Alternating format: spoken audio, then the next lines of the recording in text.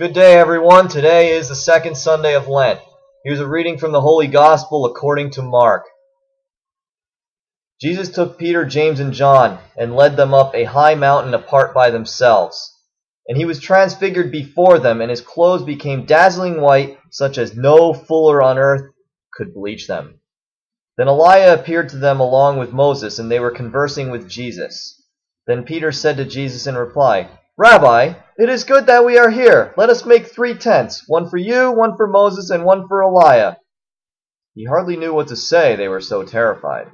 Then a cloud came, casting a shadow over them. From the cloud came a voice, "This is my beloved Son. Listen to him." Suddenly looking around, they no longer saw anyone but Jesus alone with them. As they were coming down from the mountain, he charged them not to relate what they had seen to anyone, except when the Son of Man had risen from the dead. So they kept the matter to themselves, questioning what rising from the dead meant. The Gospel of the Lord. So any of you who have been on a retreat before are probably familiar with the feeling you get when you're going away from retreat. In retreat, you experience something profound. Whether a small miracle or some epiphany or a new idea or a different way of seeing things or something you heard from the priest or something you heard from one of the other retreat people. Whatever it is, you experience something special.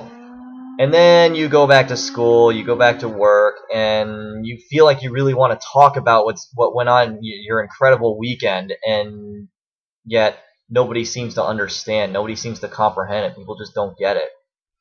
Now you try to imagine what it's like for Peter, James, and John experiencing something extremely profound, like Jesus being transfigured and getting a visit from Moses and Elijah, and then a voice from the sky saying, "This is my beloved Son, listen to him." And you try to imagine coming down the mountain from that.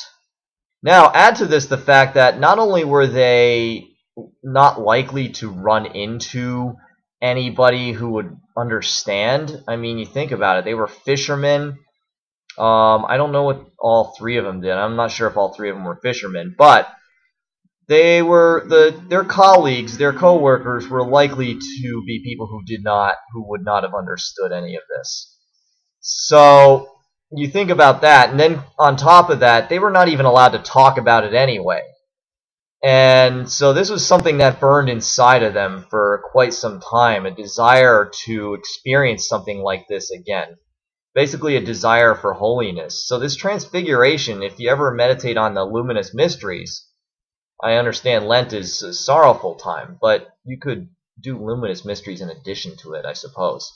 But if you ever get to the transfiguration, it's something to meditate upon and think about your own life, where things don't seem to be just dragging on really slowly and you're just not getting to where you really want to be. You just consider that you'll get there at some point. You will get there. It just might take a while and you don't know how long it's going to take. And so I encourage you all, persevere and just soldier forth like Peter, James, and John did for the rest of their lives. And God bless.